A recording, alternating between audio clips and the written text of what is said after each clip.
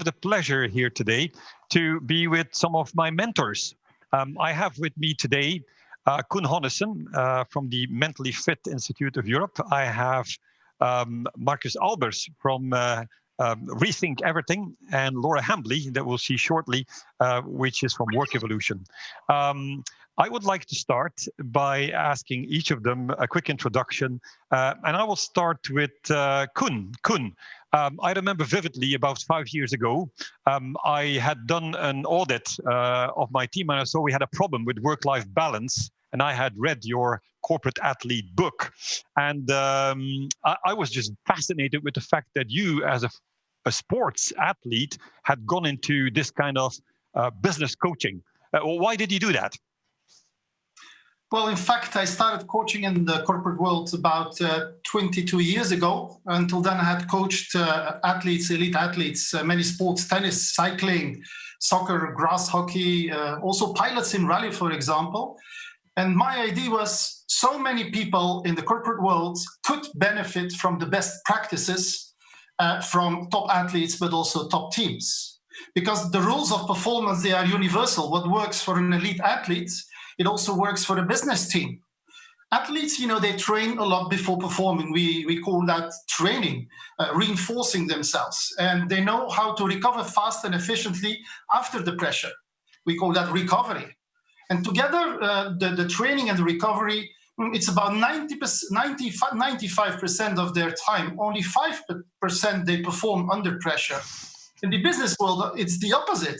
Performing under pressure is like 95%, and a little bit and mostly very poor recovery, only 5% they perform, is like that. So the business world is the opposite.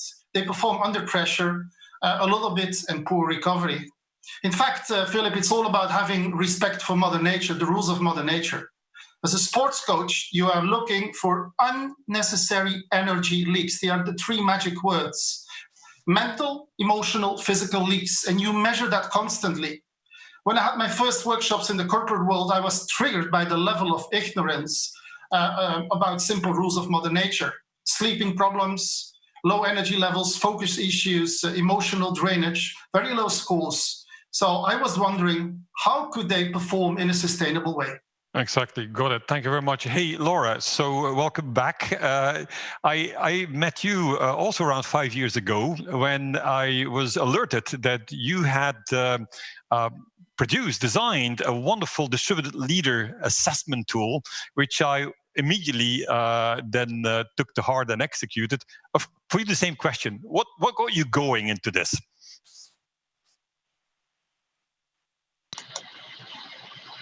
Hello? Yes, Laura? Oh, dear. You hear me? Seems like... Yeah, you cut out for a minute. Can you hear me? Yes, I can. Go ahead. Okay. I don't know what's happening with the connection across the ocean, but here we go. So how I got into remote leadership, well, in the late 90s, when I started my career, I found myself working on remote teams for leaders in the US and leaders in Europe, as well as Canada. And I was exposed to good and bad leadership. So when I embarked upon my doctorate a few years later, and I had to choose a topic to dedicate hundreds and thousands of hours to, I decided it would be remote leadership, because I thought it was only going to grow in the world, and that it has. And here we are 7 years into launching Work Evolution and being able to help develop strong distributed remote leaders worldwide is a gift that I'm glad that I contribute during this time when so many people are needing to learn these skills and capabilities. Fantastic. Great to have this at this time. Hey, Marcus, so you and I met, it was more than 10 years ago at CeBIT, and I was very impressed that you had just launched the book Morgen kom ik een Stunde später rein, which was all about a little call for attention of German traditional managers, that there was different ways of doing things. At that time, trust was hard to get in Germany. So my question to you is, has it improved over the past 12 years? Hi, Philip. So, yeah, well, I mean, frankly, back in the day, I was in a management position myself, working for a huge magazine in Germany.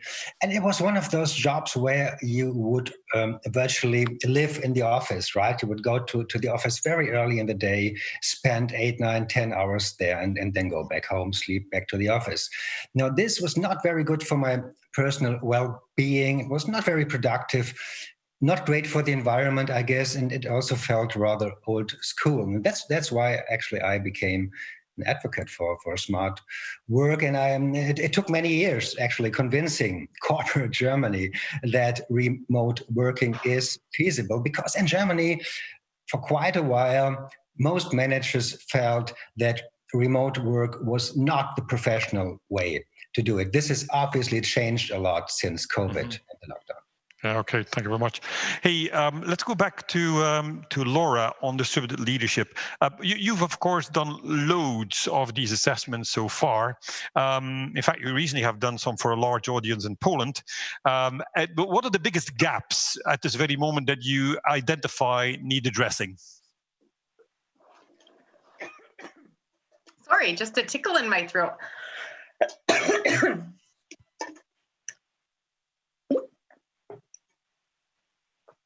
Okay, so that's a great question. Sorry, I had a tickle. The top 3 gaps that we see are meeting management. So as Philip, you alluded to and you explained so beautifully earlier, we're sucked into a lot of meetings that are inefficient and non-engaging. And when we assess leaders, we often find that the meeting management skills are a gap because leaders don't get training in that area. They're just thrown into doing so and learning by trial and error. The second is versatile communication. So being a versatile communicator as a leader means figuring out the types of communication, the types of technologies, and the extent of communication that each of your people needs, and then delivering accordingly rather than a one-size-fits-all. And getting away from lazy leadership, which is that open door policy of just assuming people will come to you if they have questions or issues. You need to be much more proactive. And the third is being trusting. And we're all wired in a certain way to be either trusting or distrusting. So we're able to assess leaders for their natural level of trust, and then we're able to help them develop habits to better build and sustain trust. So that's a gap that we see is a lot of leaders don't have natural trust, and it really gets in the way because that's the lifeblood of remote work. Yeah, got it. Thank you very much. Hey, so Kun, for you, a lot of us will now aspire to be a corporate athlete. I mean, how do we get going to become an exemplar corporate athlete also for our associates? What's your recommended approach? I would take it further. How can any employee become an exemplar athlete or corporate athlete, like I described it in my book?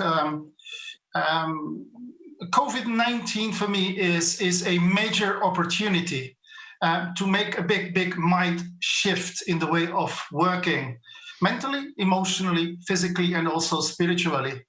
Let's start with the physical battery. The best protection against COVID, we all know it, is losing weight, is taking care of your sugar balance, increasing physical activity. Unless you're locked down, and most countries are not entirely in lockdown modus, but unless you're locked down at home, most of us spend less time in the traffic jams, less time commuting. So with a little bit of reorganization, we should all have more time to work out physically. And to make sure it's not only sports, not everybody likes sports. It's any physical outlet is okay. It can be dancing, it can be singing, for example. It could be walking, it could be meditation. So many people have started, Philip, during this period working out again. But remember the 21-90 rule. It's a very simple rule. It takes 21 days to create a habit, but it takes 90 days to make it a lifestyle. The first 21 days, you are more tired, a little bit stiff. If you get through that period and you get to the 3 months, it becomes a habit. Emotionally, I would say a very important sentence: the human touch will be premium. For many years, we took it for granted to say hello in the morning, to grab a coffee together. And nowadays, we realize if ever we get with the team together again, The human touch is premium. Let's not spend it on KPIs. Let's spend it on trust in the team, like Laura just said. Let's spend it on important issues. And then last but not least, mentally, this is a perfect time to work on mental resilience. Everybody's asking for it, mental resilience. The good news, it is a skill. It can be learned. The basic is the ABC thinking, activating effect, limiting beliefs, and the consequence. So working on limiting beliefs, never ever you will have a better period than this one. Okay. Thank you, Koen. Hey, Marcus, you and I had the pleasure in South by Southwest to talk about the topic of 21st century workaholism. Yeah. And I mean, we didn't anticipate to be talking today on this particular topic. And then you published a book soon after around the topic of digital exhaustion. I already talked about it in some way in my introduction. I mean, you're a specialist in digital exhaustion. What is your advice to people to avoid hitting, I would say, techno stress? I think the biggest mistake that companies can make, and many companies are doing that right now, is to translate that culture of presenteeism and the culture of always-on collaboration that they had before in the office, where the bosses would want to see their teams all the time, to translate that into the digital realm, because that's what leads to what I call digital fatigue. And what that means is, and I guess we all know that, these are the days you spend collaborating, being on lots of video calls, being on Slack all day long, sending emails, etc.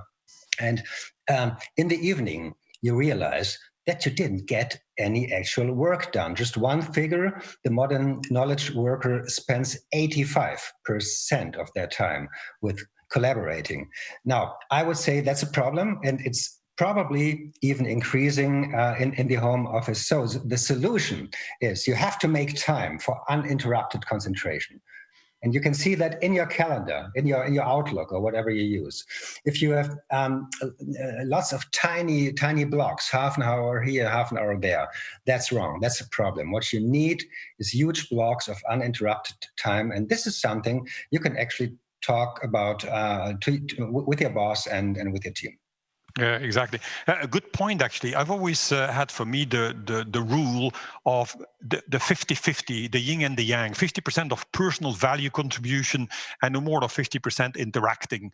And I felt good about that because you're right. I mean, as a manager, particularly now, I mean, the time left to do a bit of thinking and strategizing goes down the drain with all of these meetings. So fully support that. Back to Laura.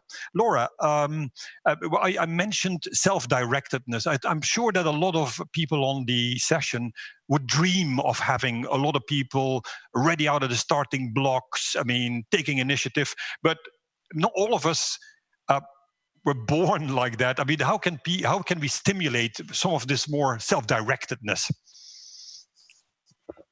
Yeah, so you cut out a bit there, Philip, but when it comes to self-directedness, which you're asking about, can you hear me okay? Yes. Okay. When it comes to self-directedness in our language, that relates to a need for autonomy. And that's something that people are either naturally wired with or not. So some of us crave structure and direction, and we don't do as well when we don't have the habits that the office and the physical bricks and mortar created for us, where we had supervision close and we had all these habits and rituals. So we need to develop those for working remotely. And what we need to understand is that not all of our people will have a high need for autonomy. And as leaders, we need to support and help differentiate who needs what type of supervision. And people need to become better at working as a self-starter and developing schedules and habits. And we're able to assess them on their need for autonomy, along with 10 other traits, and then figure out where the person will potentially struggle and where they're going to thrive when they're working remotely, and then give habits, tools, and strategies to make it work better, because we're all having to work remotely now more than ever. Yeah, okay. I agree. Hey, so back to Marcus. Marcus, you heard me talk about authoring becoming a generic kind of ritual that people need to have. Well, what is your rating about this? Do you feel that people are skilled enough to be good messengers, articulators, storytellers, both in the written and in the spoken word? What's your view?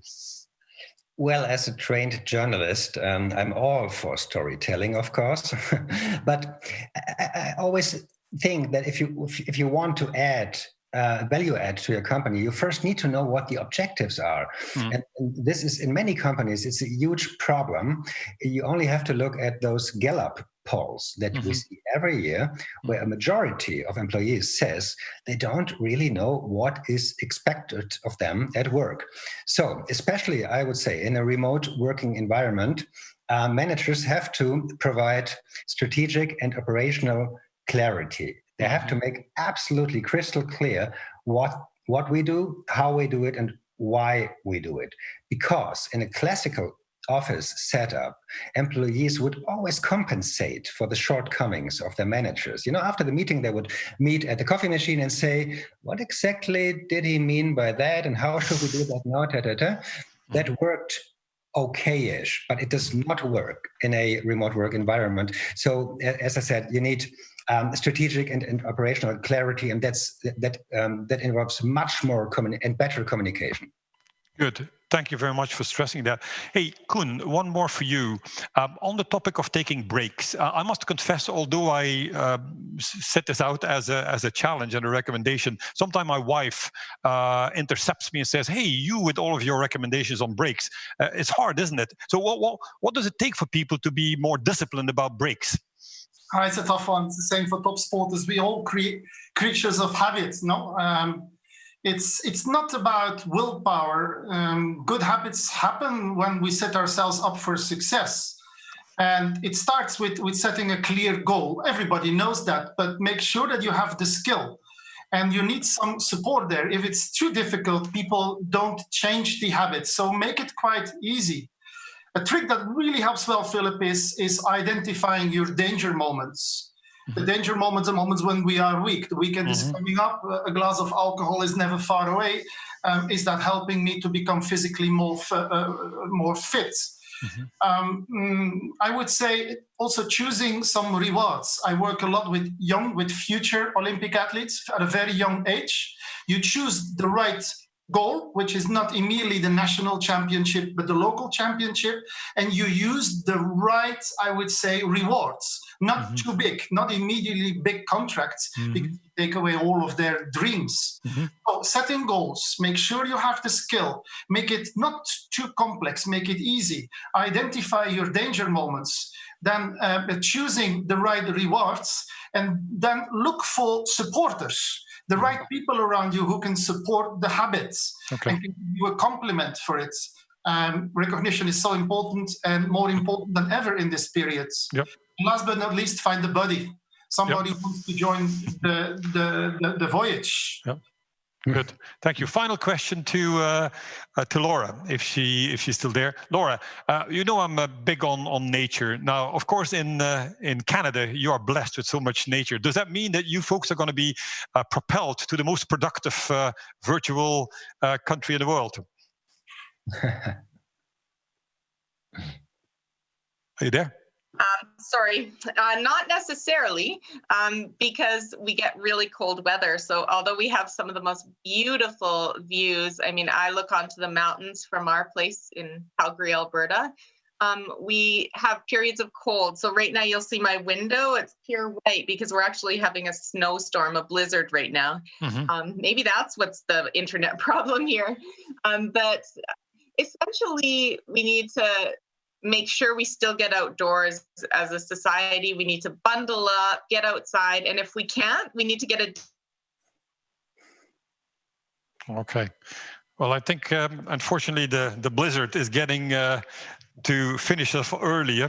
So I would like to thank all of my mentors, Koen, Laura, and Marcus, for helping me in the past and joining in and giving you recommendations to all of the people watching us. Thank you very much. I wish you a good weekend already.